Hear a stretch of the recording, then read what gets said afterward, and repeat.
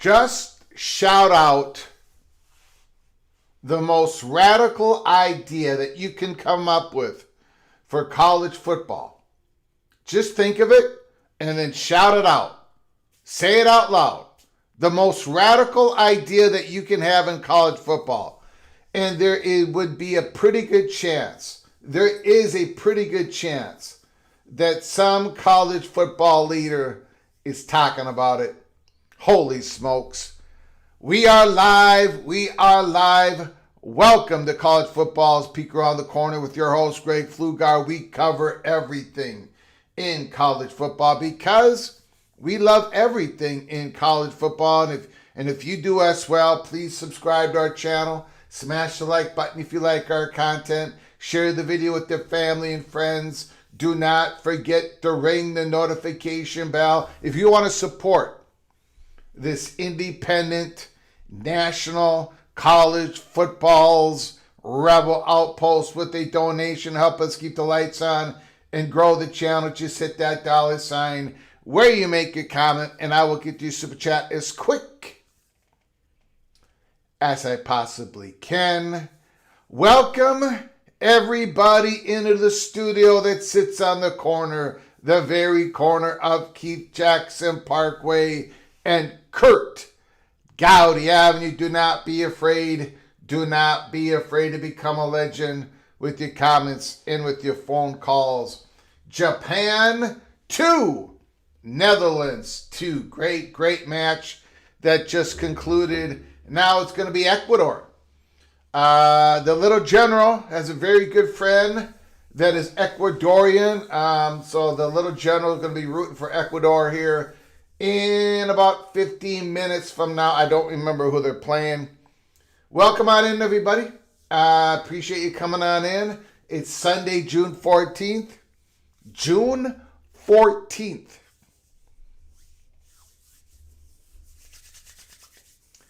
College football just around the corner. Here at college football's peak around the corner. The spotlight team for today, the 50th school, the 50th team that we have done thus far in the off season. The Penn State Nittany Lions. The Penn State Nittany Lions. With new head coach, new quarterback, new running back, new receiver, new tight end, new everything, almost. The Penn State Nittany Lions, the Nittany Lion himself is standing under the big, bright spotlight in the middle of the football field. So we're going to be talking about Penn State finally. We're going to be talking about Penn State. Scathing, yes, Ivy Coast. That is correct. Thank you for reminding me. So we're going to be talking about Penn State. The I Do Declare update.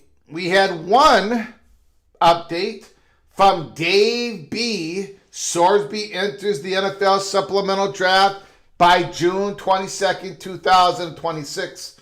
And we gave that an evaluation of 3 points.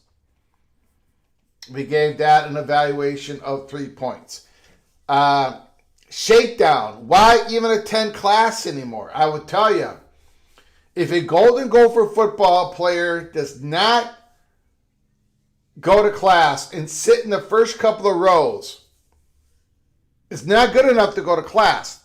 The player has to sit in the first couple of rows, or he's going to hear it from PJ Fleck. That is our I Do Declare update, number 81. We've got 81 predictions all booked in. And then, well, after the spotlight,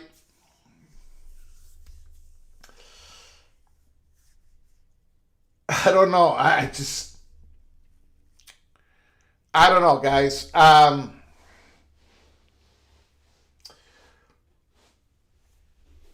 College football draft. Not just a college football draft. An SEC college football draft.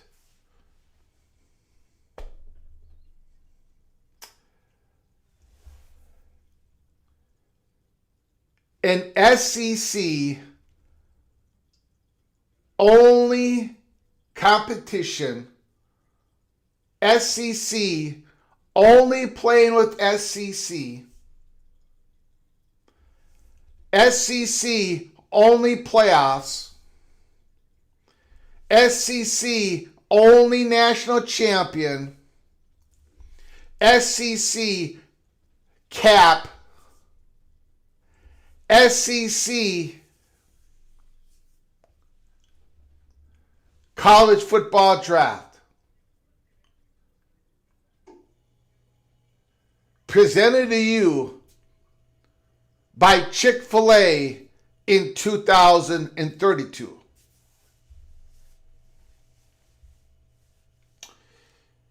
And this is not coming from, this ain't coming from a nobody. This is coming from a long-standing SEC athletic director. It's just an idea. He threw out a lot of ideas, but you can tell that they've talked about these ideas.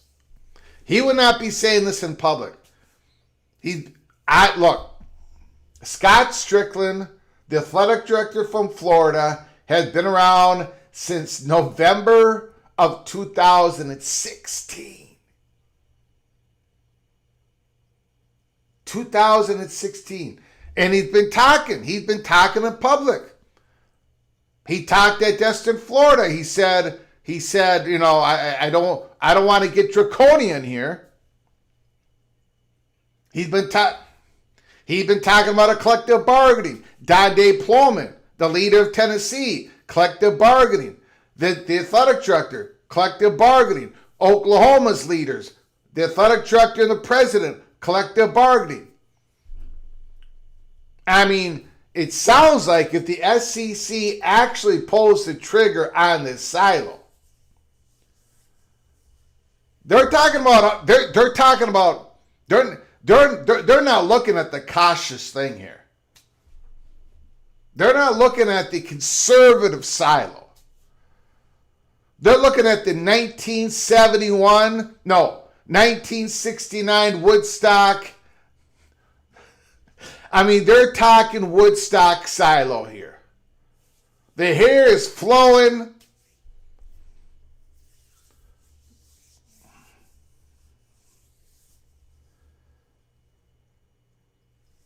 Whatever idea you've got in your head, in your PATC Einstein's head, the most radical idea you could come up with, somebody's talking about it. Other than, I don't think they're talking relegation. Maybe they are. Maybe they are. I don't think so, but who knows at this point. We gave you the Big Ten blueprint, or some of it, the information that we had received. The Big Ten blueprint, we did a live show on that. I don't know. It was a week ago. I'm not sure. It seems like forever, but then again, it seems like yesterday. Well, now we got information today that these are the ideas that the Southeastern Conference are looking at. It sounds like the Southeastern Conference is looking at everything.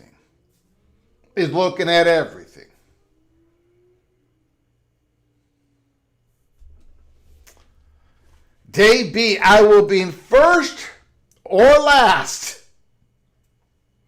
on June 23rd. We'll take the chill off Greg the Cold. What a beautiful comment. Man, at that.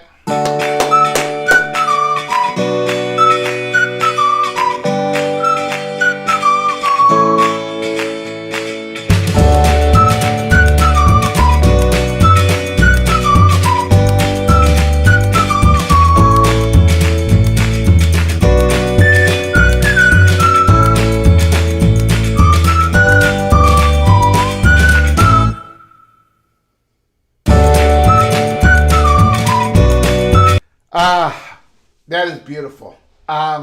Yes, right now, Preston from Greensboro, North Carolina is in last. He's at -1 point because the quarterback that he said that would start a game for the Tar Heels has already left the program. So he's at -1. Day B could take over last place because that's a 3-point evaluation. If he does not go in the supplemental draft, let's take a look at it again. This is going to be so much fun. I cannot wait.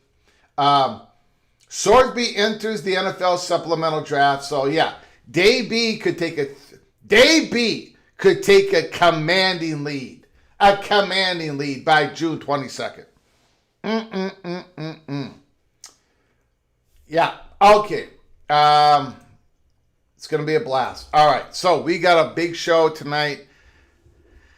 We're going to talk about everything, all these crazy ideas that the Southeastern Conference has. We got Case Struthers is in the house. Skaven, yes. Florida Man, Amazing Blue. Jared Jones, Mr. Buckeye, Caleb Ramirez, Mama Duck, Clemson Tiger. Old Dad is in the house. Amazing Blue, Bob Swing, Rich Austin, Jared Jones, Dave B, the Florida Man, Go Black 45. Zero Wiz, Illini Ted is in the house. Marcus Williams. Amy is here. We got Tumasta. We got Shakedown. Edward the Auburn Tiger is in the house. The Big Lubbock. Texas Tech drafted number 1. The Big Lubbock is here. Mick Stevens, go Frogs. David Kreitzer. There will be no cheeseburger ad on PATC. I told YouTube not to do it. Not to do it. Hoosier Dave is in the house. Kay Newen is here. Everybody hit the like button. Thank you, Kay. Appreciate it. Buckeye Greg, the architect. Thank you, everybody. MBM is in the house. MBM.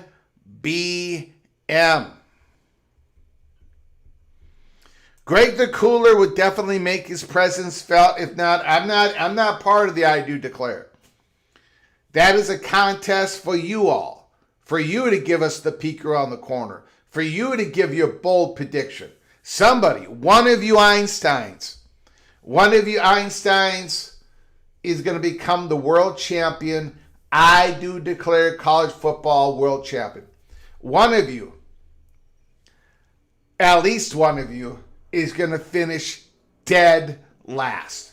And you will become the PATC Cooler of our family. Until next year.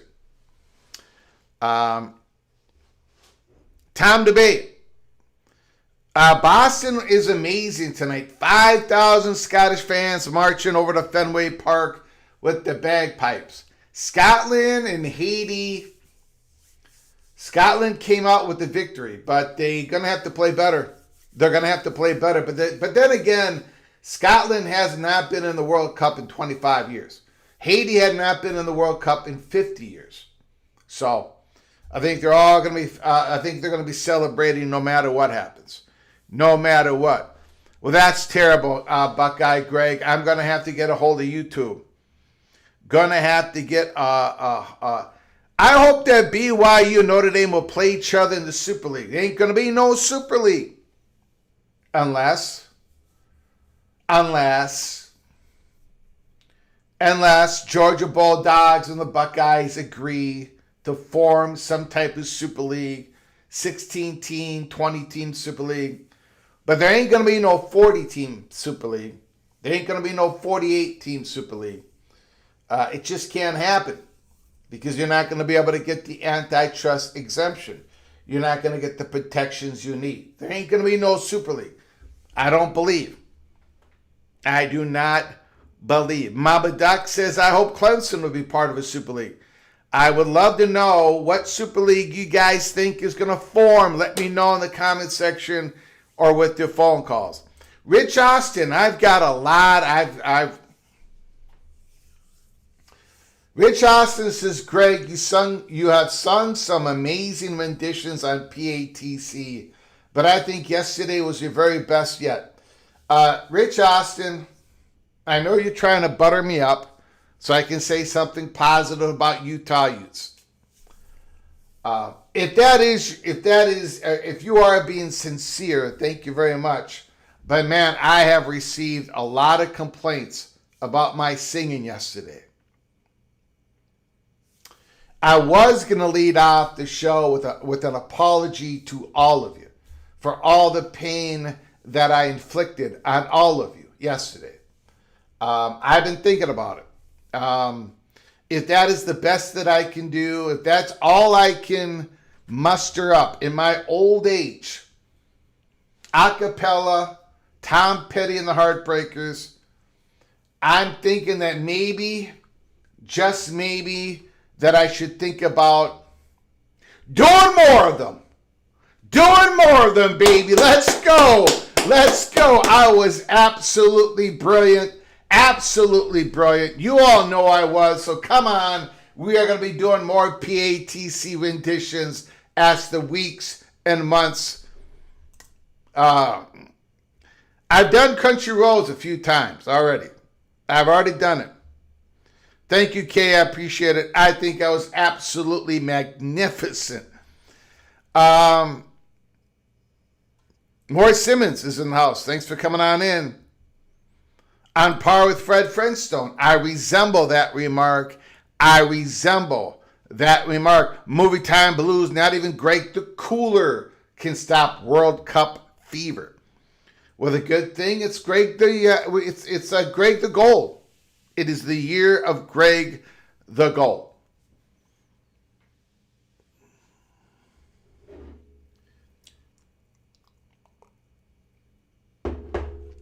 Michael Smith. So that's it. That's all she wrote. That's it, Michael Smith said. Very upset. The South wants to go full socialism, like the NFL model. Revenue sharing. Worst teams get equal plus equitable draft and collectivized bargaining in exchange for antitrust protection. The NFL is not... The NFL, the NBA, that's not socialism. The product that they're selling to you is competition. The NFL is not like a bar of soap where it's competing against another bar of soap. The NFL's product is competition. So they try to make it the best competitive league that they possibly can. That's why they have a whole bunch of whole bunch of playoff teams that make the regular season as valuable as possible. That's why they have a draft. That's it. That's in their collective bargain. There is nothing. The NFL is a capitalist system. A cap doesn't necessarily mean it's socialism. It means they're priming the pump on the competitive nature of their product. That's all. It's not socialism. I've never heard anybody, well, I have in this chat room. Outside of this chat room, I've never heard anybody call the NFL socialism. Very unique take. Thank you, Michael Smith. I appreciate it. We've got a super chat from Mama Duck Clemson Tiger.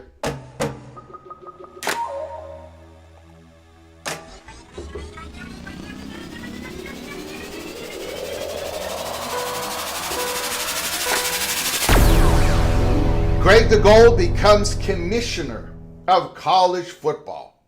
I think we are getting closer and closer and closer and closer to having a commissioner. But not the way that we thought we were going to get, possibly. We are getting closer and closer and closer and closer to Greg Sankey being the commissioner of college football in his corner of the world. And Petiti being commissioner in college football in his corner of the world. And Jim Phillips and Brett Yormark, the commissioner of the SEC. There might be a different title a couple years from now. We shall see. We shall see. But I am not in the running for being commissioner.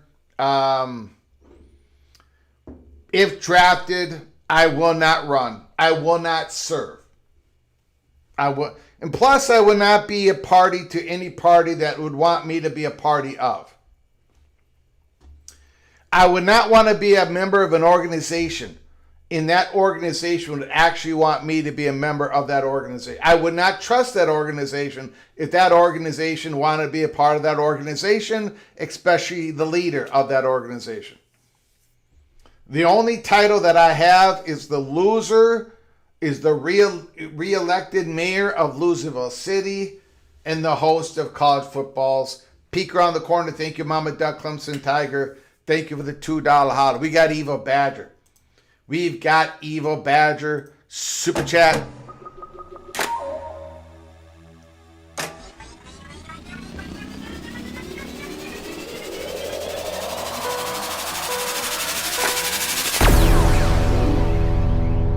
Greg the Freezer might defrost after Wisconsin wins the Axe game.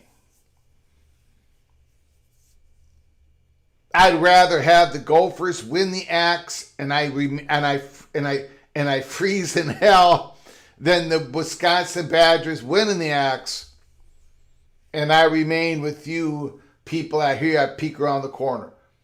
But I'm not going to have to worry about it. I'm not going to have to worry about it. I'm going to be honest. You go ahead and watch the tape from last year. Go ahead and watch the tape from a year ago, 2 years ago. The Gopher Badger game. And go do your own investigation, what the Gophers are coming back with, what the Badgers are coming back with. I don't think the Badgers are in the Golden Gophers League. I don't think the Badgers should be even mentioned with the Golden Gophers this year. I think there is a gap between the two programs. I think PJ Fleck is going to be doing some partying, and Luke Fickle is going to be on the unemployment line after about week 8, week 9. That's how I feel about it. Eva Badger thinks a little bit differently. Now he does. He's Mr. Optimistic, which is good. But I'd say about week 4, week 5, the Eva Badger, the season, Luke Fickle and McIntosh going to be weighing down on him. Look, the Michigan State Spartans, Zero Wiz, the athletic director, Blatt, looks like he's going to leave. The Michigan State Spartans they're in this ever churning. They got to settle down there at East Lansing. They got to keep some people in their roles. I think Wisconsin Badgers might be the next one that flips over their leadership. They already did with the president and chancellor, but I'm talking the athletic director and the head coach. What would be the first live watch party game? I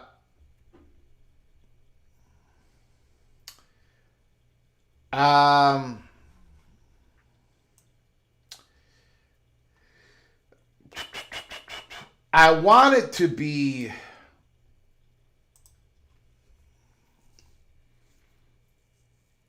it's going to be that one or this one or both at the same time.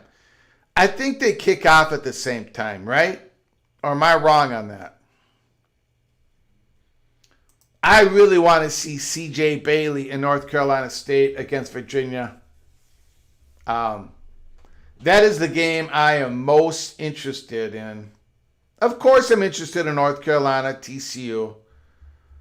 Billy Edwards. I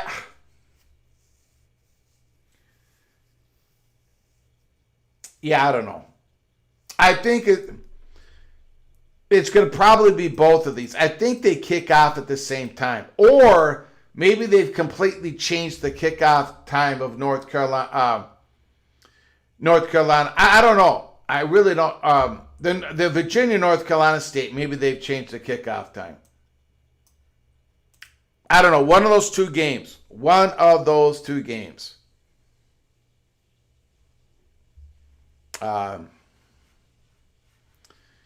It's Michigan State is churning over some people.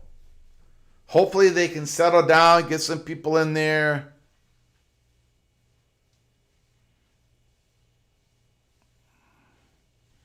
Landon DuPont will pick Michigan over us.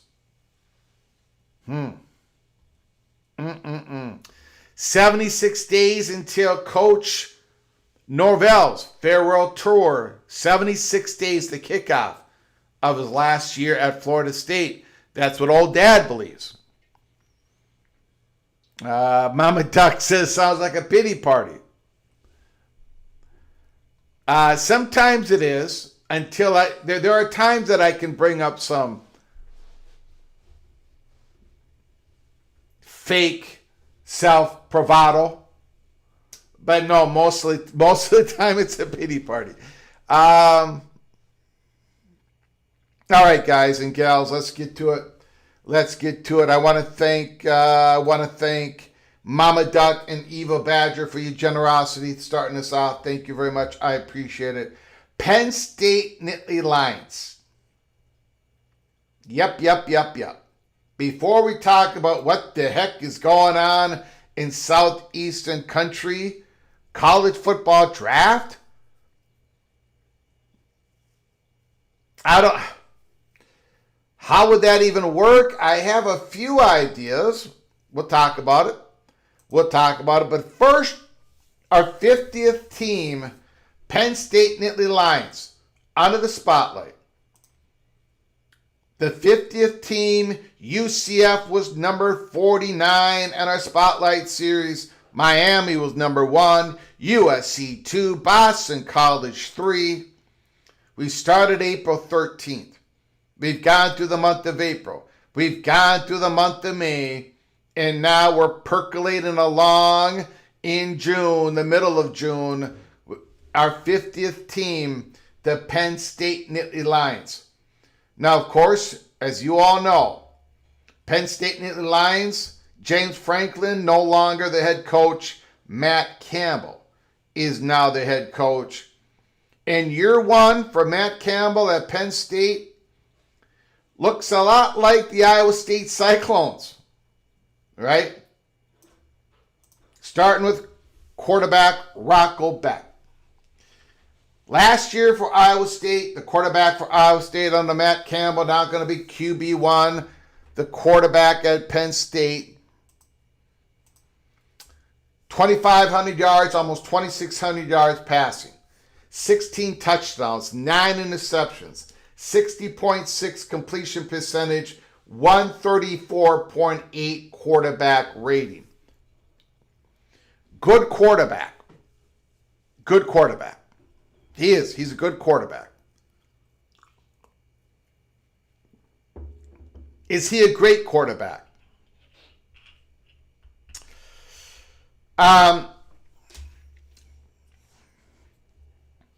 2023 was Rocco Beck's best season. 2024 was Rocco Beck's second best season. 2025 was Rocco Beck's third best season. I'm not saying he's fallen off the table because he's not. Okay? But he's not lighting it up either. And I know what you're saying. Greg, maybe he doesn't have the talent around him. Greg at Penn State. Greg.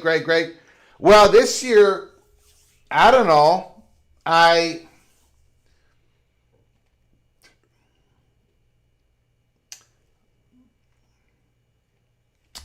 Before the Penn State Nittany, so I got a feeling I'm going to get the Nittany Lion fans upset with me and the Cyclones fans upset with me all on the same show. I think I might have to do that. And I'm going to get the Big 12 people upset with me. So I'm going to get everybody upset with me yet again tonight. And I'm going to get the Southeastern Conference people upset with me later on. I don't know, guys.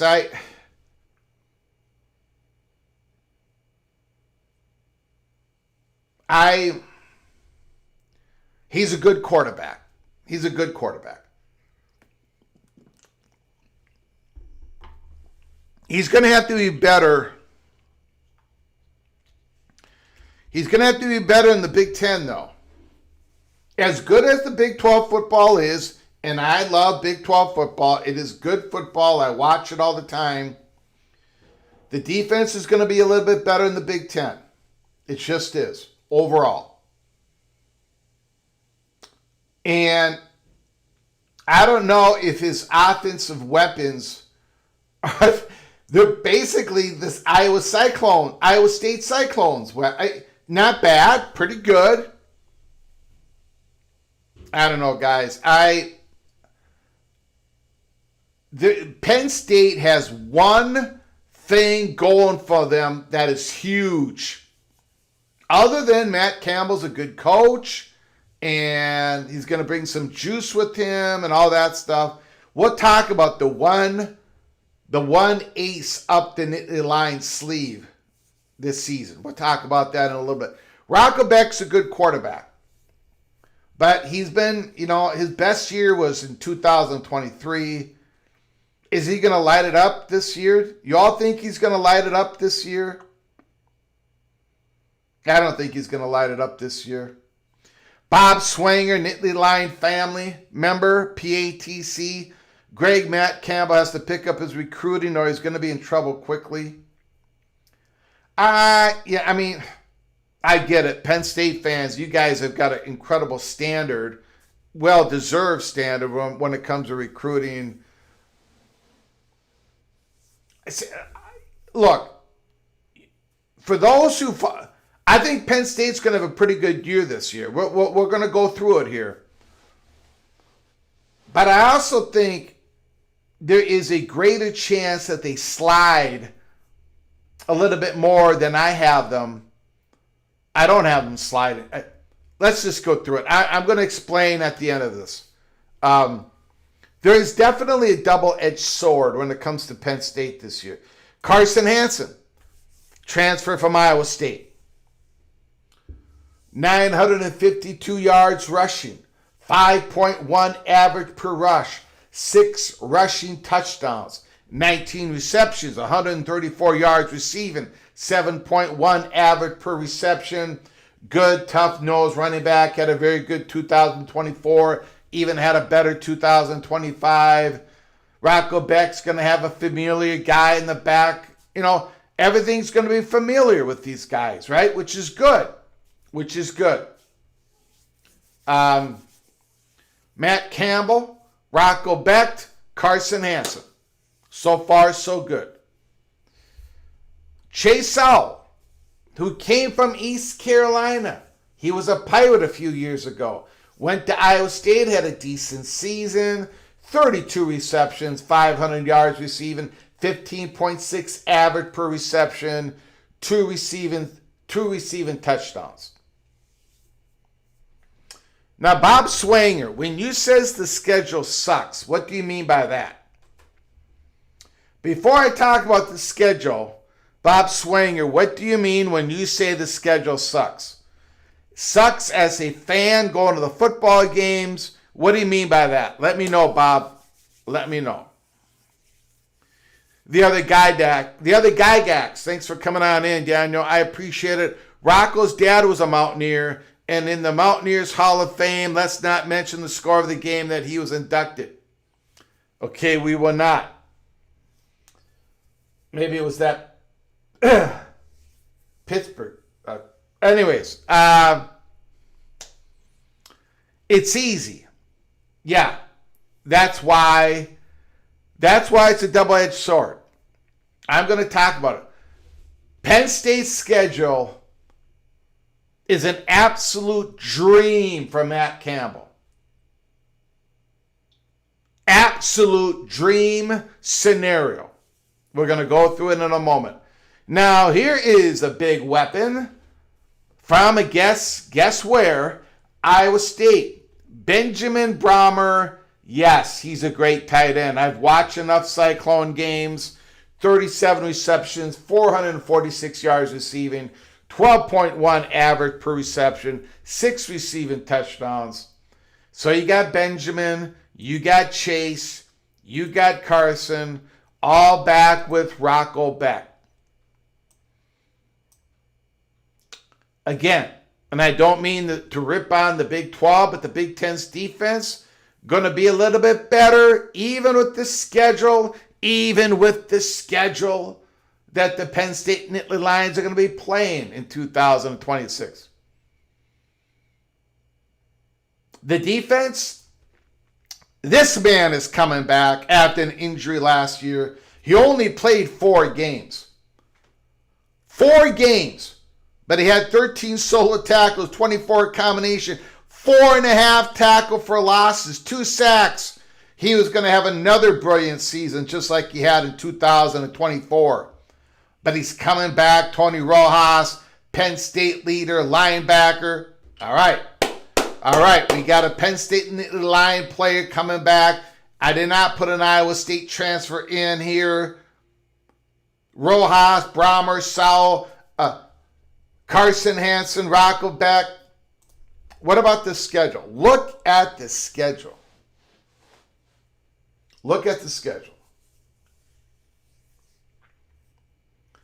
They do not play the Buckeyes. The Nittany Lions do not play the Buckeyes.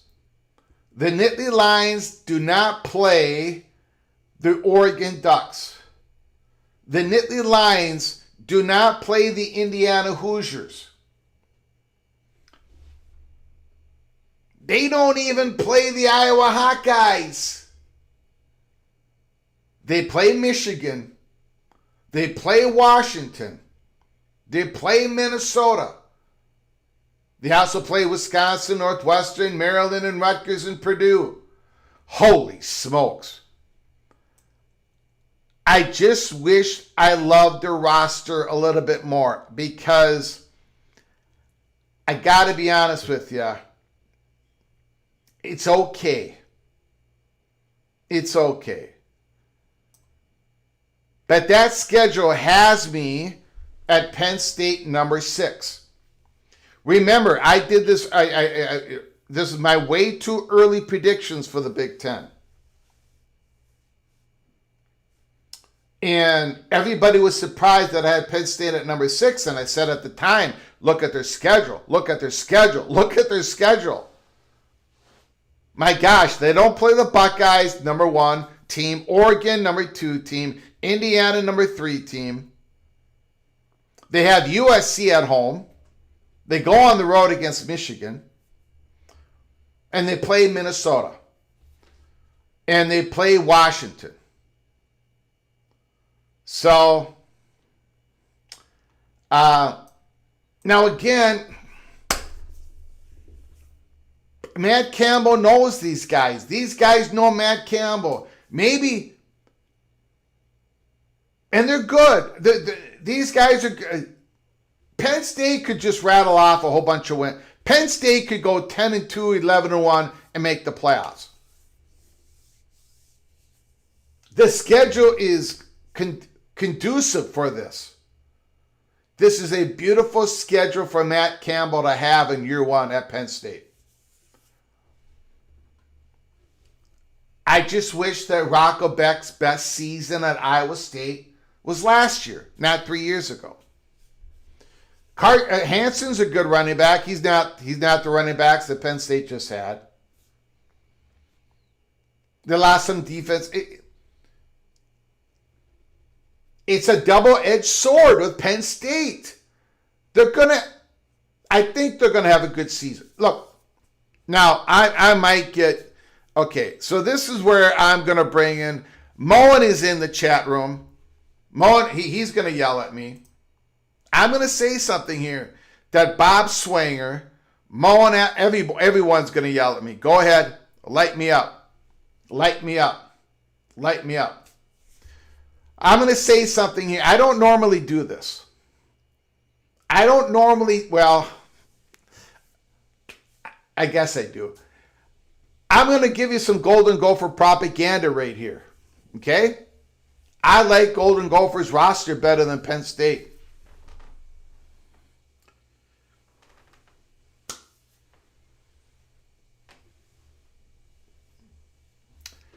Call me Greg the Cooler all you want.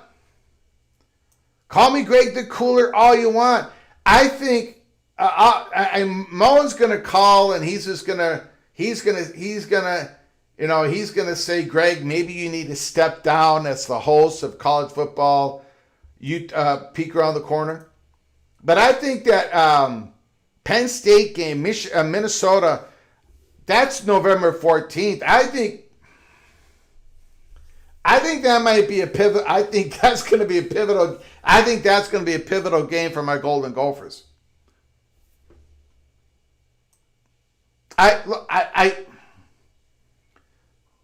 Again, I think Penn State's pretty good. I do. I think they're pretty good. I like Drake Lindsey better than Rocco Beck. I said it. Drake Lindsey had a better season last year as a freshman.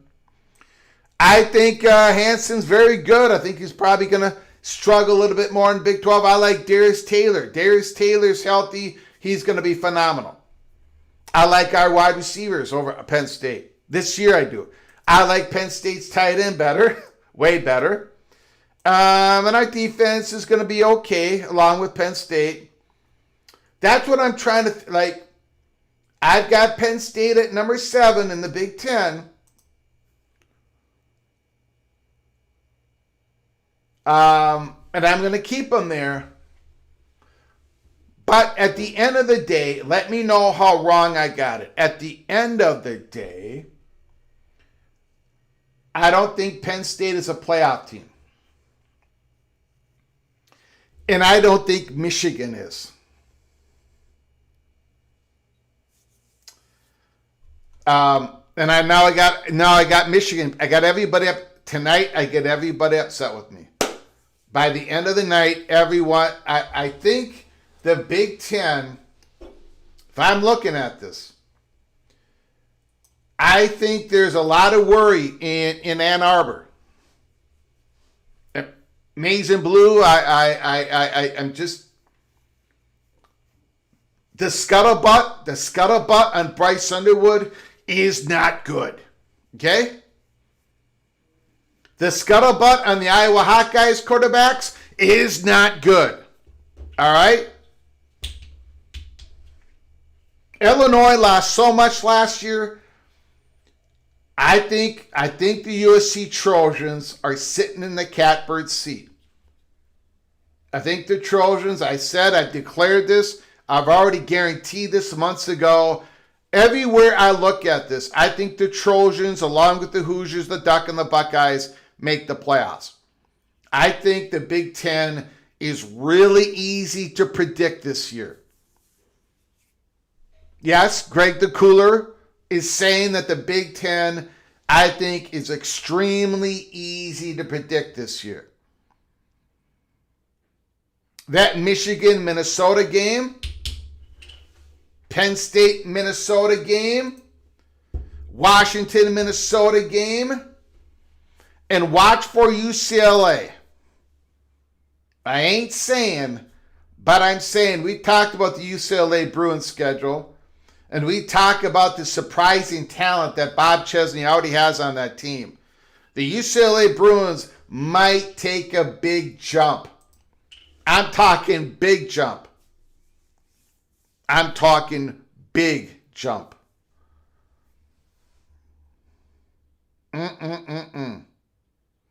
Bob Swanger is not going to argue with me. Well,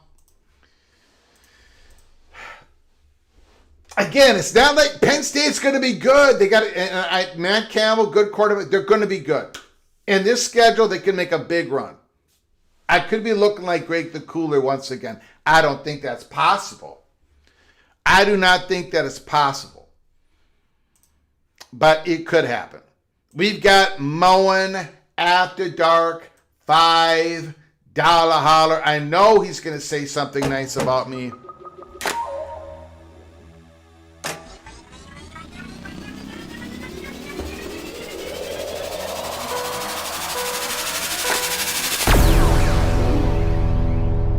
Greg is so cold that White Walkers check under their bed at night for him.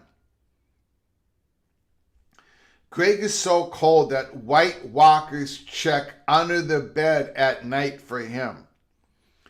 I don't know what that means. And what is a White Walker?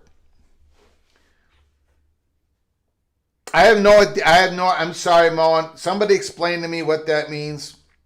What am I missing? Is that supposed to be Weight Watchers? That makes sense if it's about the fat guy from Minnesota. What is a White Walker? I have no idea. That's not a Minnesota term that I'm familiar with. Thank you, Moen. Thank you for the $5 holler. I appreciate it. Ricky Tungate. Wow, massive super chat. My goodness. Holy smokes.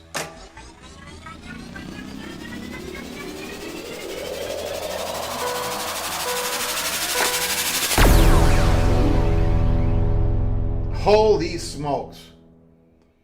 Hold on one second. I got a message that I've been told I have to look at. No. I don't need it. I can push that to say. Ricky Tungate. Greg, the more shows you do, the more your personality comes out. I don't know if that's a good thing or a bad thing, but It's just something that's going to have to happen. Thank you, Mr. Hoosier. Thank you, Ricky Tungate. Thank you very much for your incredible generosity once again. Thank you, Mr. Hoosier. Very much appreciate it. Very much appreciate it. And the Hoosiers are one of the teams that I do not have any problems with. I think Josh Hoover is going to be just fine.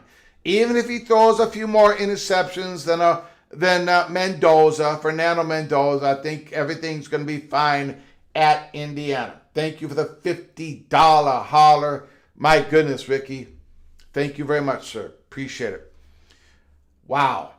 Wow. We've got Amazing Blue. Carried a wager on the record of Michigan. And if they make the college football playoffs. Well, I don't want to take advantage of you, Amazing Blue. I know I'm Greg the Gold this year. I know I'm Greg the Gold. I tell you what I'm going to do, though. Let's see here. You've got in the I Do Declare. I Do Declare. I know you got something in here. There you go. You got 5 Big Ten teams making the college football playoffs. And I gave you a valuation of 5 points. That's how sure I am that that's not going to happen. 4 or less, for sure. Do you have any more? Oh, you got USC versus Oregon in the college football playoff championship game. Amazing Blue. Holy smokes. And is that it for Amazing Blue? I think that's probably it.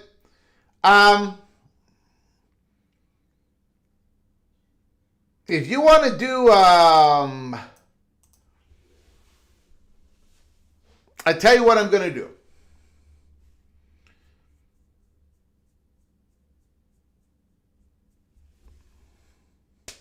Out of the goodness of my heart, because I've been throwing a couple of elbows lately at Michigan. If Amazing Blue, if you do an I Do Declare that Michigan will make the college football playoffs, I'm so sure that they won't. I'll give you a 2-point valuation on it. So if they do make the playoffs, you get 2 points. If they don't, you go -2. Nowhere else are you going to get that type of deal. But here at P8 Peak Around the Corner, I will put a valuation of 2 points for Michigan if you throw in an official I Do Declare. White Walkers are like the ice zombies from Game of Thrones. The joke being that a child checks under the bed for monsters. These ultimate evil glacier undead check for Greg. All right. Well, I never watched Game of Thrones either. So, I'm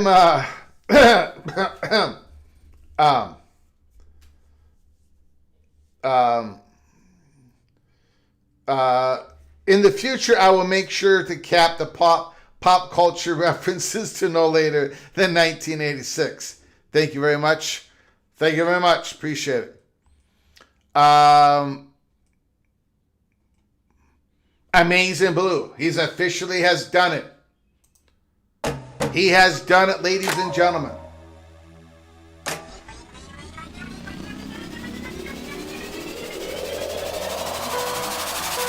We're going to get to the big story of tonight next. We're going to get to the big story of tonight. I Do Declare Michigan will make the CFP, and we're going to do a 2-point valuation of that. Let's go ahead and book it. Let's go ahead and book it, ladies and gentlemen. Let's not waste any more time. Everybody, please be a little patient with me. Michigan makes CFP Amazing Blue.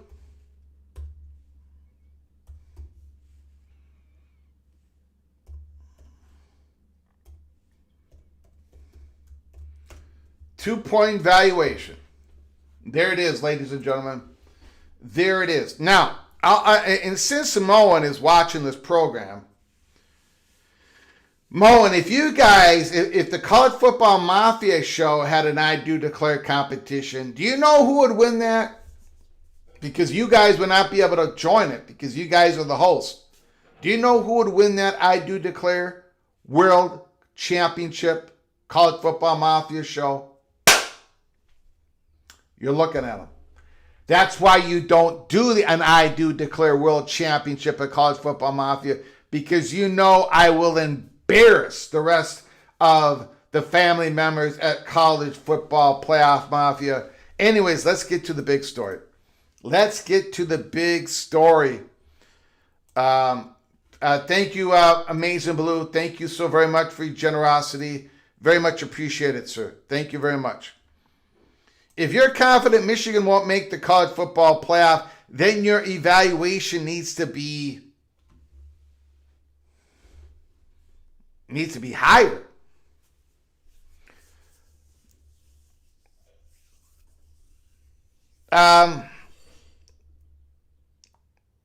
We'll see.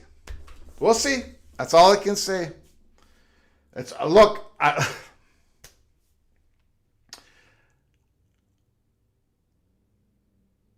Michigan plays Mohr. Listen to this. Does anybody know what the line is for Michigan, Western Michigan? Has the line come out? Does any establishment have a line on Michigan, Western Michigan? Does anybody have a line on that?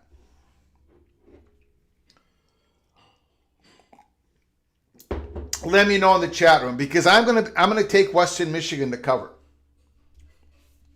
In fact, Western Michigan is going to be one of the handful of G5 schools, G6 schools that I'm going to cover. In our spotlight. After we're done with the 68 Power 4 programs, I'm going to do a handful of G6 programs that I think could end up being the representative of the college football playoffs. Western Michigan is one of those teams. Western Michigan is going to run for 1 million yards this year. They've got all their key players back. I ain't saying, but I'm saying, if Bryce Underwood starts that first game, and I don't even know if he's going to start, and if he can't hit the ocean from a boat in the middle of the Atlantic Ocean, Western Michigan is going to cover that game. That's all I'm saying. That is all I'm saying. Bruce Harris, Sooner, Boomer, thank you for the $5 holler. I know Boomer's going to say something nice about me.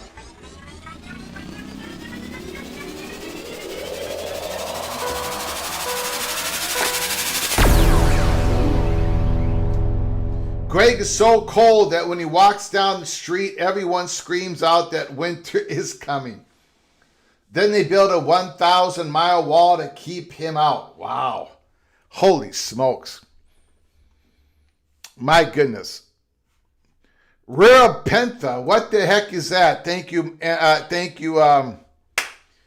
Bruce Harris. Greg is so cold he vacations to rural Pentha. I don't know where that is. That must be a place in Wisconsin, because I've never heard of it. Whoops, I forgot. Whoops, hold on. Thank you for the $5 holler, MBM. I do not know where that place is. I have no idea. Now I do know something about Ronald Wilson Reagan. $5 holla.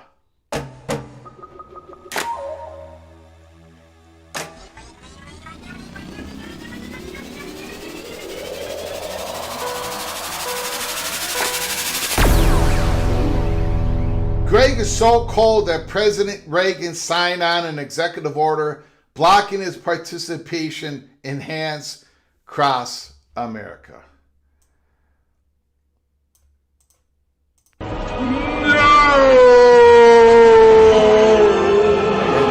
That one actually hurt. That one hit the heart. Thank you, Mohr After Dark. I do appreciate it. But Mohr, if you're still there, listen to this. You want a lock? Buck Wargle, thank you, Buck Wargle. Michigan is a 27-point favorite here in Las Vegas. Take Western Michigan. I'm giving you all a Greg the Gold sneak preview at his absolute brilliance.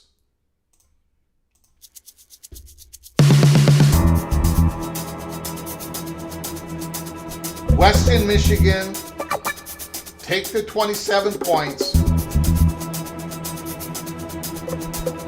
Greg the Gold is 1-0.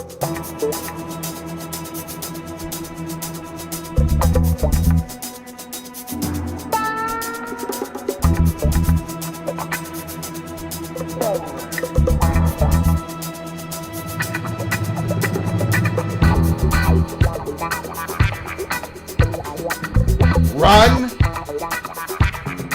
bat, ball.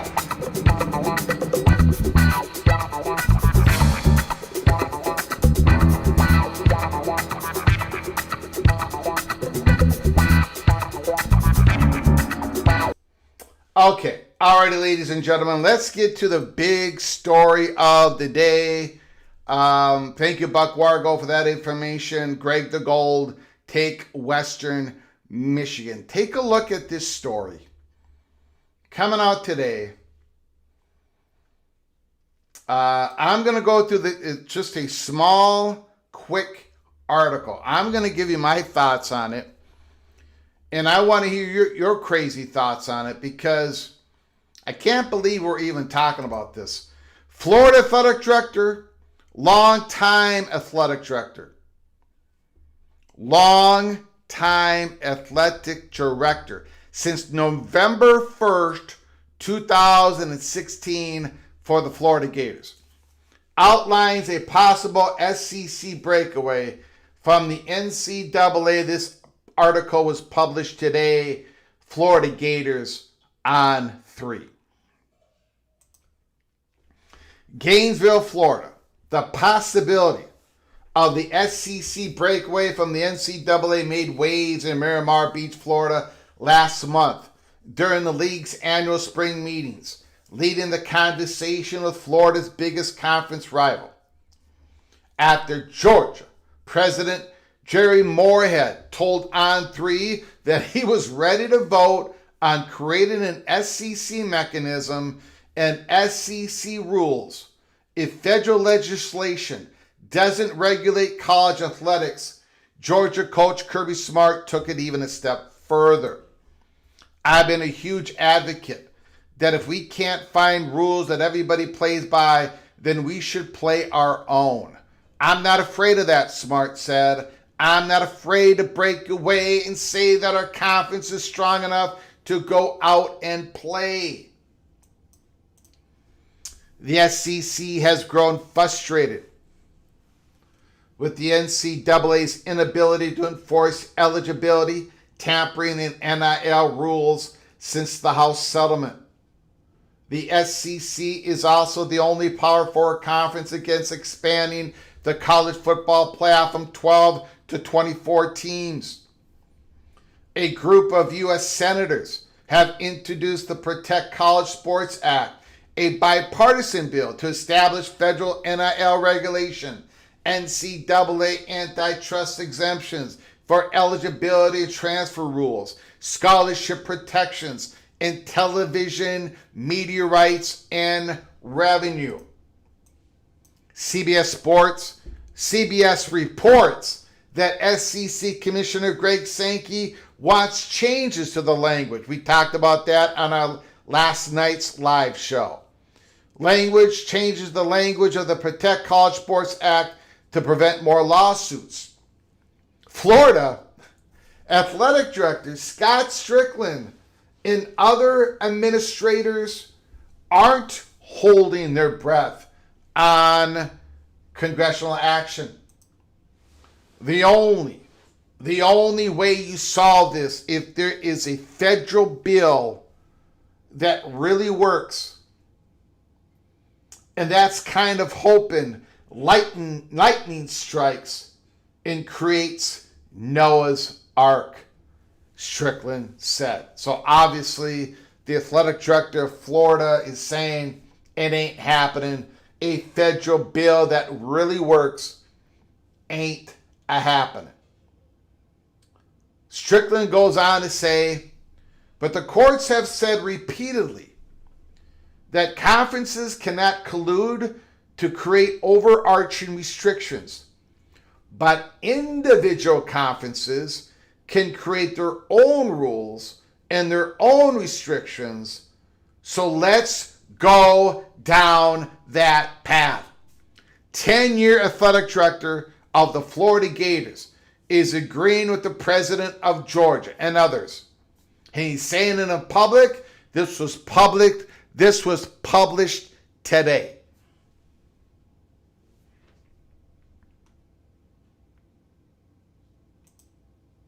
Let's say the SEC says we're going to do our own restrictions. You've seen some people say to that effect, if you did that, it would make no sense to compete against people who aren't following your same rules. So then you'd be walking away from the idea of a national competition for an SEC-only environment.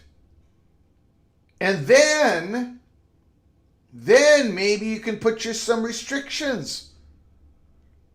And then maybe you could put some restrictions. So again, this came out today on 3, Florida. Scott Strickland, 10-year athletic director, not a newbie, a long-time leader, SEC, talking about maybe we should, no, he said, let's go our own way. That's what he said. You'd be walking away from the idea of a national competition for an SEC-only environment. They've been socializing about this. Strickland is saying it out in public. But that's not all. That's not all we're talking about here tonight, ladies and gentlemen. That is not all that we're talking about.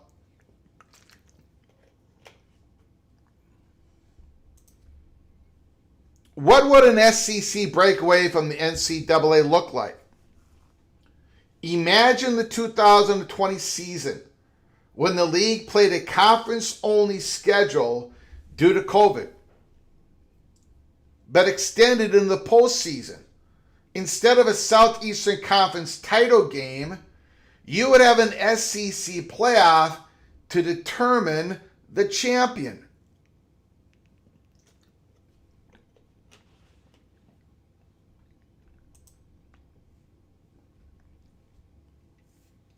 PATC money shot of the article. Maybe you could have an SEC draft, Strickland said.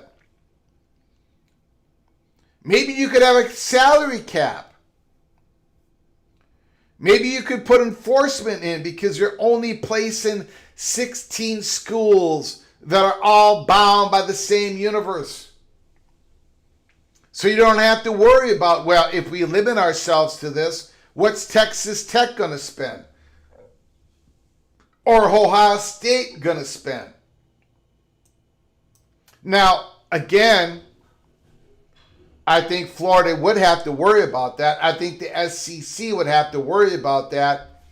When I read this article, I got on the horn. I talked to somebody in the chatter behind the curtain. And they explained to me what this radical idea is truly all about. Wait till you hear what I've been told. Again, this is just an idea. There is 1,000 ideas out there. So don't, Strickland is not saying this is going to happen, but they're talking about it. They're talking about everything. I said a few weeks ago, that the chatter behind the curtain, it's bonkers. It is bonkers what's going on, what people are talking about. I am going to I spent some time on this. As crazy as it sounds, we'll get into it in a moment here. So, Strickland says that maybe you could have an SEC draft. Maybe you could have a salary cap. Maybe you could put an enforcement in because you're only placing 16 schools that are all bound by the same universe. So you don't have to worry about, well, if we limit ourselves to this, what's Texas Tech going to spend or Ohio State going to spend? Well, you don't have to worry about it because you're never going to play them. You're never going to play Texas Tech. You're never going to play Ohio State. You're never going to play Michigan. Now, that's really draconian. I use that term in Destin. Again, this is Scott Strickland, the athletic director of Florida. And that may not be the right word. That's dramatic. It's severe. But it could be a way to get on the other side of it. I will say that if any league could do that and maintain fan interest, I think the SEC probably in the best position.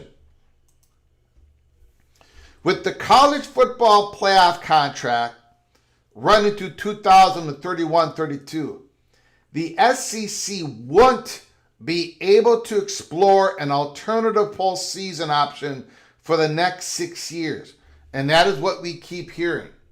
All these fanatical ideas about a playoff, an SEC-only playoff, probably really does not come in the picture until 2031-32. But if that actually happens, there is going to be a lot of crazy happenings going on between now and 2031-32.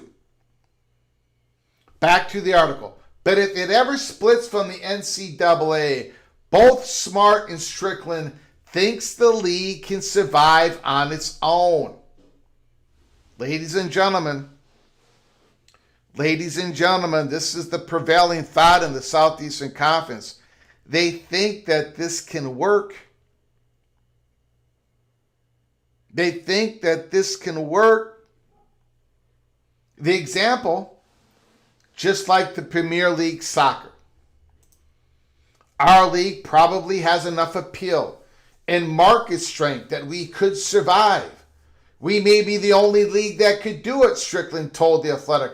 Again, ladies and gentlemen, they've been socializing this stuff, at the very least, because Strickland is talking about it in public. So there's been multiple discussions in and around this. They've had meetings on all of this stuff.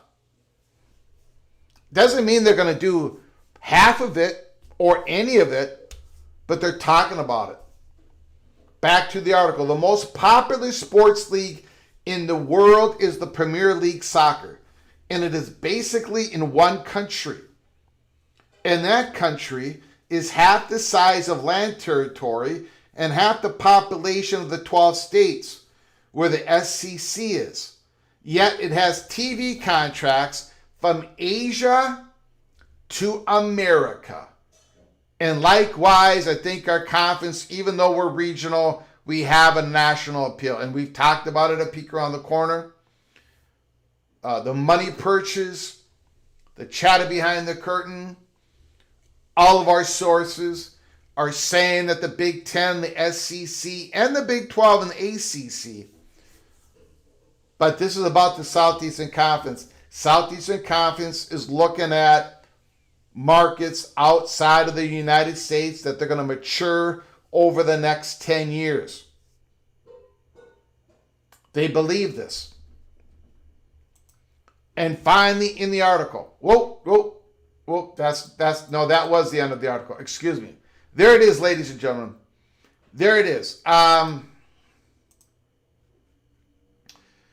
The money shot of the article.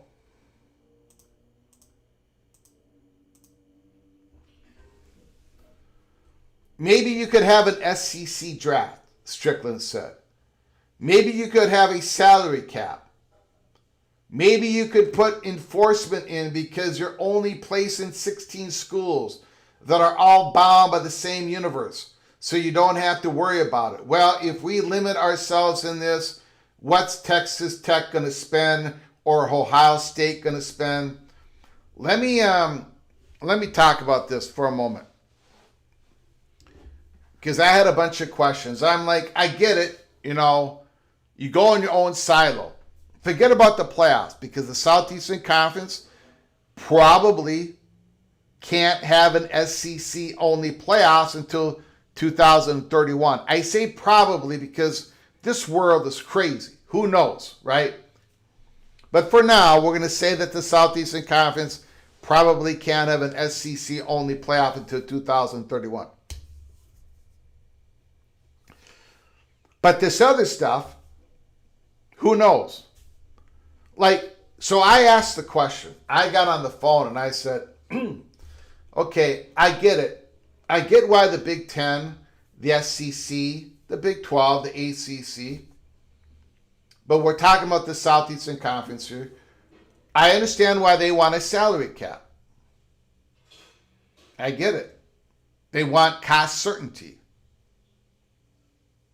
Now, they're probably going to have more protection in putting a salary cap into place if they do it in their own silo, their own conference. Especially if the student athletes in the Southeastern Conference have some form of representation. I don't know what that would look like. Especially if the students have some form of collective bargain, right? All of that would work for the South in theory. But this person was telling me that the Southeastern Conference, and again, it may be just a couple of voices, but this whole draft thing actually sort of lines up to what they're trying to do. It was explained to me this way. We've got Mohr Simmons, okay? Mohr Simmons, quarterback, coming out of Tallahassee. High school quarterback, Mohr Simmons. We've got Rich Austin, left tackle, coming out of Utah. We got Bob Swanger, tight end, coming out of Pennsylvania. All right? They're in high school. And the SEC has set up a salary cap. The SEC has a collective bargaining. They have some sort of representation. And I don't get me in the deep weeds, because I don't know how it would even look like. I don't know how it would work. It's not going to be a union, but whatever. I don't know. I don't have the answers. Don't call me, and I don't have the answers to any of it, okay? We're just pretending here. It was being explained to me by somebody who does not have the answers either. Other than this person did hear this thing about a draft that somehow could possibly work. As crazy as it sounds. And it's probably going to end up not happening. But it would work like this. Mohr Simmons, the quarterback, from Tallahassee, from Florida. Rich Austin, the left tackle. And Bob Swanger, I forget what position Bob Swanger, tight end. All three of you have a decision to make. If you want to play in SEC country, if you want to play for the SEC, one of the 16 schools, you can go somewhere else. You can play in the Big 12. You can play in the Big 10. You can play in the ACC. You can do all that. You can. But you have a choice to make. If you play for the Southeastern Conference, you have to sign whatever this is, an agreement with the Southeastern Conference. You are making yourself available to be drafted in the SEC college football draft. That means you do not have the choice to go to the school that you want to go to for the education that you want to, what you want to do. That's it. And you do not, and if you get undrafted, then you can get out of your contract and go somewhere else. You can play somewhere else. But if you are in the SEC draft, you are going to be in the SEC draft. You're going to play in the Southeastern Conference. You've already signed your name on the dotted line. And then there's going to be draft slots, and you're going to know exactly what you're going to make. At least for the first few rounds, whatever. Then after that, you can be a free agent, just like the NFL. And you can sign on with an SEC team. And then you can negotiate. But that is what the Southeastern Conference is thinking. Sort of like an NFL. Because if you are signed into the SEC draft, they're not going to have to worry. And if you get drafted, you're playing with an SEC school. They do not have to worry about the Buckeyes, about Michigan, about Penn State. Now, the problem with that is the Big Ten. They're going to come in with a big salary cap and maybe a bigger one, whatever. But the Southeastern Conference thinks that they can survive as this one unit. There's still going to be interest. They're going to make more and more money. They're going to make more money than the Big Ten eventually, have a bigger cap. You know, the SEC actually thinks this could actually work. Do I think this is going to happen? No. Of course, I've said it like over 4 years, college football draft, that can't happen. You cannot restrict a student athlete where they're going to move, where they're going to go to school. But if they have a collective bargaining, if they're signing for this organization, this entity, if they're signing to be part of the college football draft, if it's a contract, well, I don't know. And if the SEC doesn't have to worry about playing anybody else, it's a crazy idea. It's a crazy idea that probably is never going to happen. Right? Or is it? The SEC is talking. They're talking about these things. And the one person that I'm going to keep an eye, I've said this before, the one person that I am going to be keeping an eye on in all these Southeastern Conference discussions, I'm not, Paul Feinbaum, Heather Dinich, Josh Pate, all of them. I'm going to listen to all of them, but the person that I'm going to listen to the most is the leader of Tennessee, Donde Plowman. She's the one. She is the one that is leading the Southeastern. I mean, Jerry Moorhead, but it is Plowman. She is the one that is pushing the envelope on a new, transformative, dynamic SEC if they do not get the federal help that they desire. And it's not by accident. It's not by accident that Plowman was the person in the SEC who did the talking for the presidents when it came to Maria Cantwell and Ted Cruz. So if she says something like a college football draft, then we're going to really take it serious. Right now, we're not. Well, we had to bring it up because this came out today. We have to bring it up. But if she says something like that, holy smokes. But she has talked about the collective bargaining, trying to figure out how that would work, a cap, trying to figure out how that would work, going their own way. Southeastern Conference going their own way. So when she talks, PATC listens from here on in. All right? All right? All right. All right, let's get to your phone calls. Your super chats. Thank you very much. We've got Jimmy Austin. Jimmy Austin is a member for how many months? 27 months. Holy smokes. You are officially knighted, cloak and dagger once again. Thank you, Jimmy. Las Vegas was reporting a rush on Michigan betting. Investigation in the YouTube channel Peek Around the Corner to follow.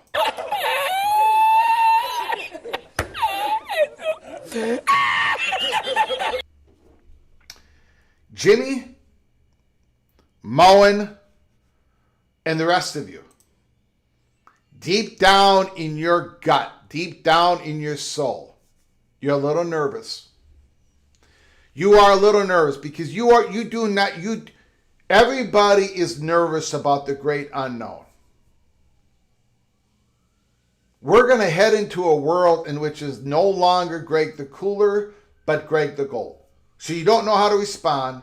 You're not going to know how to act in the chat room during the whole season. When I'm wearing the gold, when I'm wearing the gold hat, the gold sunglasses, the gold chains, you're not going to know how to act.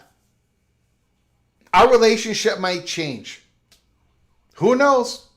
I prosper. I'm no longer the loser. Everything is going to change. So a lot of you are nervous because you've gotten comfortable in taking elbows at the fat guy from Minnesota. But how do you take elbows at Greg the Gold? How do you do that? You don't know. You can't. Thank you, Jimmy. Thank you for becoming a member for 27 months. We've got Moen After Dark, $5 holla.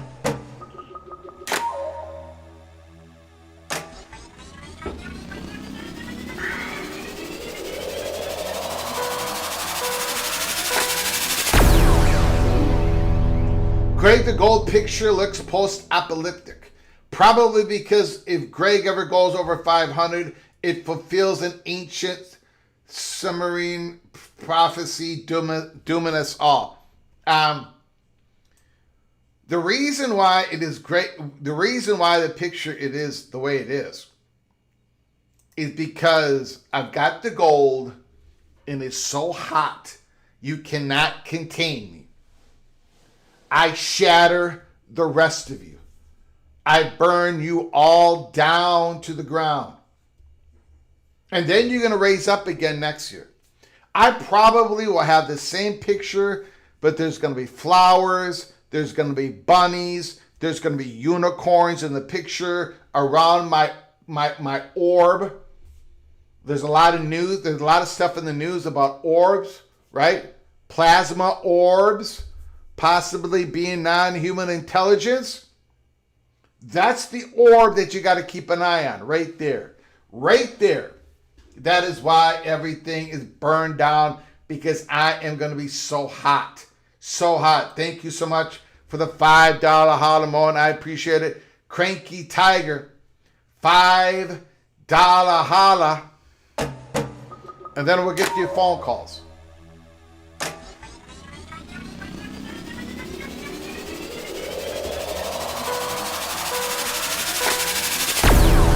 Greg is so cold when he walks outside barefooted, the earth temperature drops 10 degrees. Wow, that's not, that is... oh my God! Oh my God! Wow, Cranky Tiger, I thought you were on my side. I was just about to do a very positive spotlight on the Clemson Tigers. Now I'm going to have to reevaluate. Thank you, Cranky Tiger. Thank you so much for your generosity. I appreciate you all.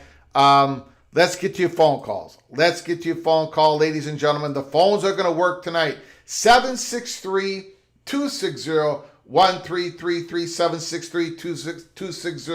763-260-1333. Give me a call. If you do call, the floor is yours. I do think Moen is probably going to have a Sunday night show, right? They usually have a Sunday night show. Go check it out at College Football Mafia. All from Rick? Rick, the floor is yours. Wow, we got the college draft going. Yeah, well, it's not going, but it's being talked about. As crazy as that sounds. No, it's right around the corner. Yeah. So, Johnny high school football, he gets drafted in the first round by Mississippi State. Yeah. And then the Big Ten holds this draft the following day, and he gets drafted as a third rounder at Penn State. I don't think he'll be allowed to be in both drafts. Oh, absolutely he can. You can't restrict that. Well, if you are a solo conference, supposedly you possibly can. That's what they believe, anyways. Nah, there'll be no restrictions on that. So they'll both have their drafts, and No. he can go as a first round pick to the Bulldogs, or as a third round pick to the Nittany Lions.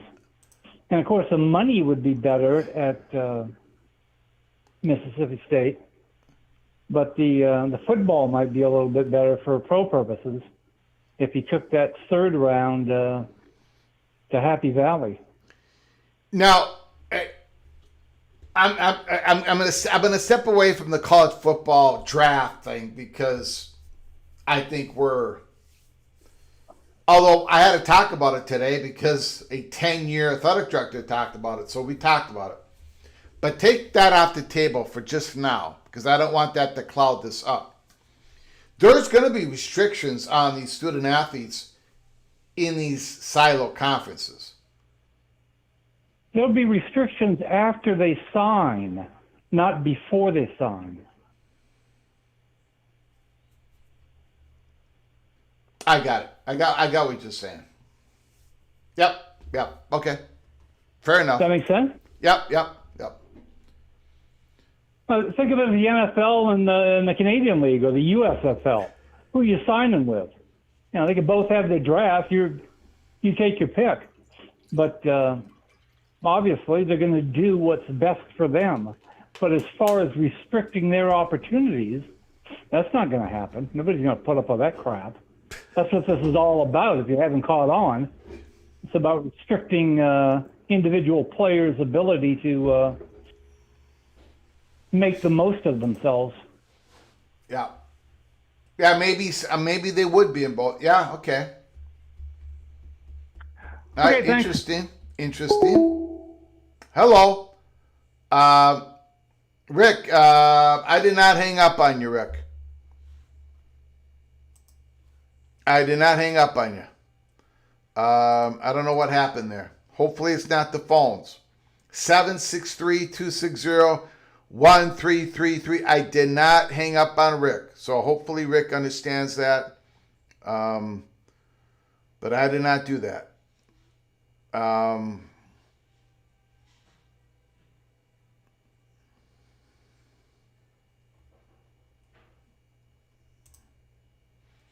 Here's an article that just came out. Hold on.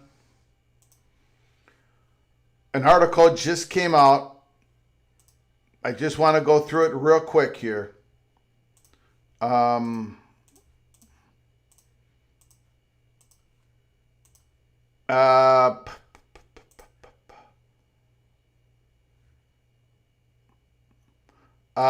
calling a timeout. I'm taking the phone out the hook. I'm calling a timeout. Everybody just relax for a moment.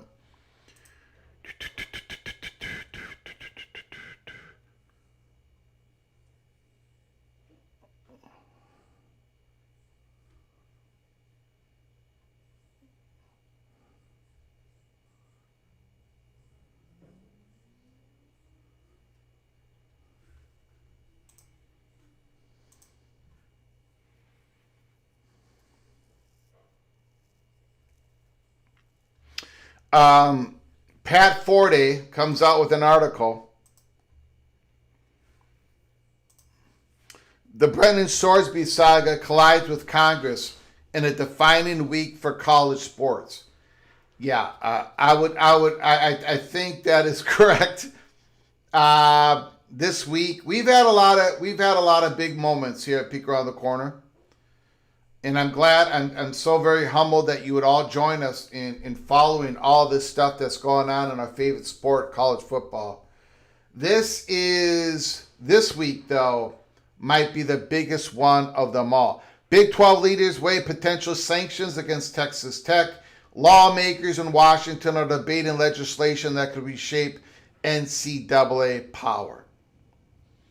Let's just see if there's anything news here.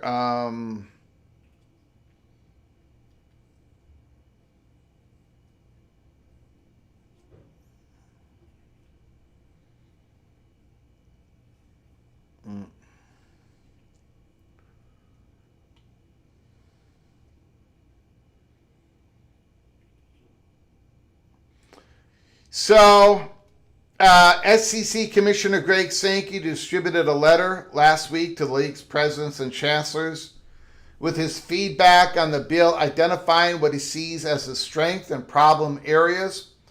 And we talked about that last night. The primary problem, of course, is the proposed voluntary pooling of media rights among all FBS conferences. In theory, this would lift all boats in the harbor, but the SEC and the Big Ten already float in the most advantageous water. Their resistance to sharing what is already theirs. That led to another in a series of veiled, sometimes unveiled, threats that the SEC and the Big Ten could just do their own thing, having their own football playoff, crowning their own champions, and fracturing the sport for good. With an eye toward potential lawsuits, pushing the SEC into pooled media rights, Sankey wrote, in practice, this means that if the conferences and universities elect to pool their postseason football rights, it forces the SEC and the Big Ten to either play intra-conference postseason tournaments or play only other non-pooling conferences or universities in the postseason to replace the college football playoff. Always great when the nuclear option is on the table. But there are miles to go and compromises to make in Congress, starting with the markup session Thursday. I don't know, is there going to be compromises? Sure doesn't seem like there's going to be compromises. Keep an eye on the other track. The Big 12 Conference can potentially preempt any NCAA action on Sorsby soon. A Monday meeting, that is tomorrow, and we're going to be covering it here at Peek Around the Corner. The league's full board could be quite interesting. It comes against a backdrop of threatened legal action by Sorsby's attorney Jeffrey Kessler, in dueling statements from state attorney generals in the Big 12 footprint. Texas Ken Paxton launched the first shot last Thursday. Oklahoma returned the fire Friday, the Oklahoma Attorney General.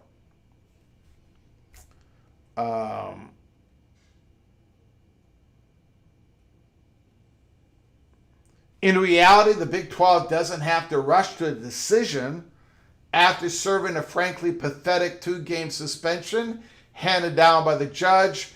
The earliest Sorsby could play is Friday, September 18th against Houston. Meanwhile, we'll see what the Tech's appetite for sustained public villainy, which pretty much the entire rest of the nation aligned against it.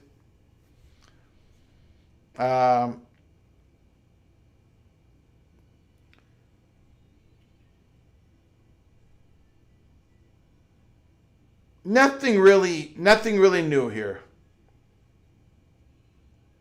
Okay. We got a very important week. I think that is the message that we've all already have. It is going to be quite the week. We got a $5 holler from Christopher Hooter.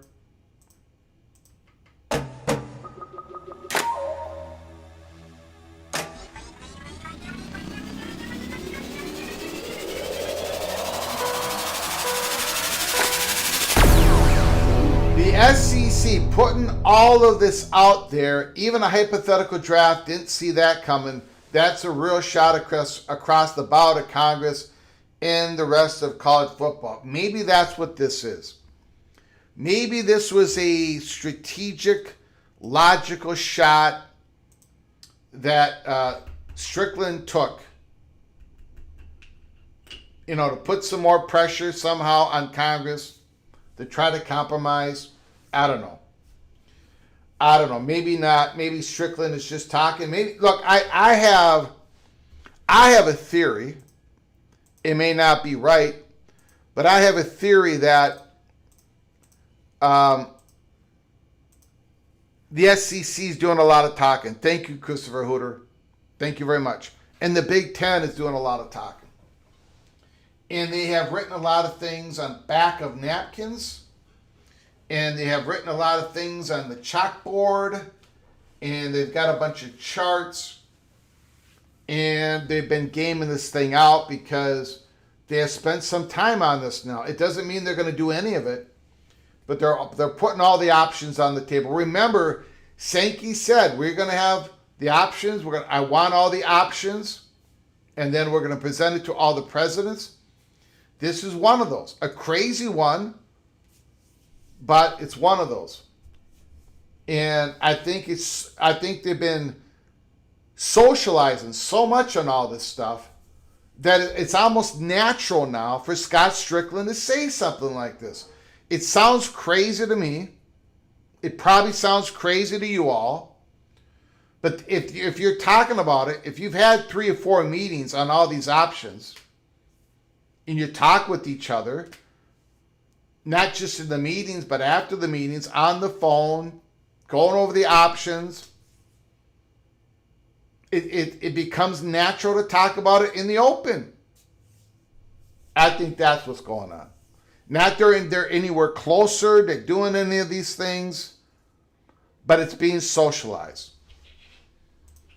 It's being socialized. Thank you, Christopher Hooter. Appreciate it.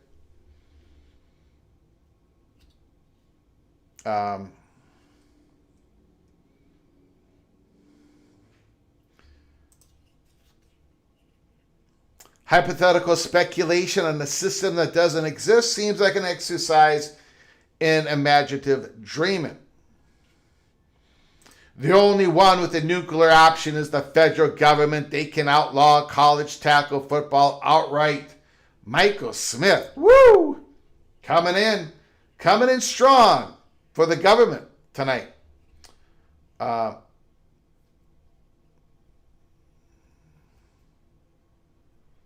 How would you force a kid to play at Alabama or Vanderbilt? Well, you don't force them, but if they sign on to the draft, then they made that choice. But I do understand. I don't know how. I can't see it happen. Again, we had to bring it to you tonight because Scott Strickland of Florida is talking about it.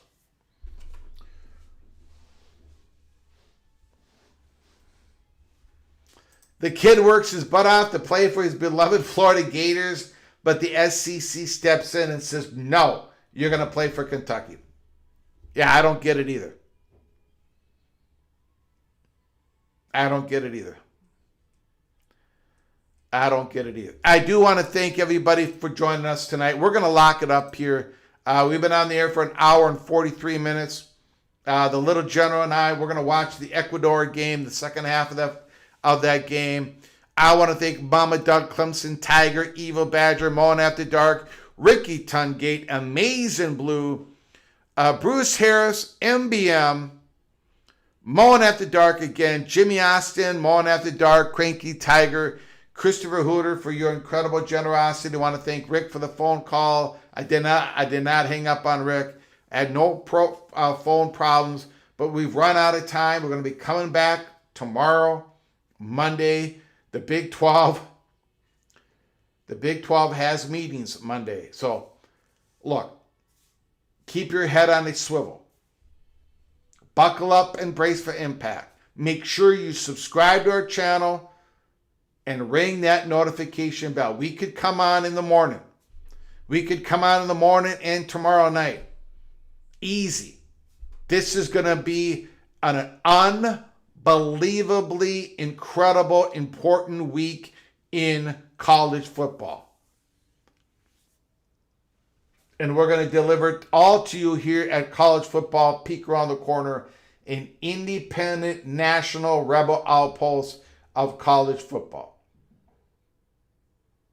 Until next time, from all of us at PATC to all of you, please, you all take great care of each other. And as always, family, God, family, Golden Gophers.